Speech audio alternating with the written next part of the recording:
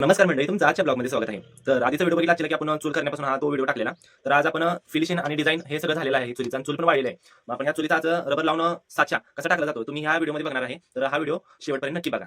मंडळी, आपण जी चूल तयार केली आहे त्याला पहिल्यांदा जो साचा तयार करण्यासाठी उपयोग केला जातो हा रबर आहे. तर हा रबर माझ्याकडे गेल्या टायमाचा शिल्लक होता अर्धा लिटर, म्हणजे अर्धी बाटली आहे. तर तो रबर आहे तो चांगला आहे. मग तो आता ह्या चुलीसाठी वापरत आहे. आता मंडळी, जी आपण चूल तयार केली आहे त्या चुलीला रबर लावण्याआधी आपण पडदी लावून घेणार आहे, म्हणजे चुलीच्या बॅक साईडला. तर पडदी लावण्यासाठी आपण पीओपीचा एक तुकडा घेतलाय, तर प्लायवडचा. तर त्या प्लायवडचा तुकडा आपण असा मागे लावून घेणार आहे आणि त्याचबरोबर या चुलीच्या मागे खच लावून घेतला, जेणेकरून साचा तयार झाल्यानंतर पीओपीची ज्या चुली आहेत ते काढल्यानंतर काढताना किंवा मोडू नये याच्यासाठी आपण ही पडदी लावून घेणार आहे. तर ह्या चुलीच्या बरोबर मागे पडदी लावून झाली आहे अशा प्रकारे बघा. आता ह्या साच्याला आपण रबर लावण्यासाठी सुरुवात करत आहे. एका वाटीमध्ये आता हा रबर काढून घेणार आहे पहिला. मंडळी, अशा प्रकारे रबर लावण्याचं काम चालू आहे. या आपण तयार केलेल्या चुलीला रबर अशा प्रकारे काहीतरी लावला आहे बरं का.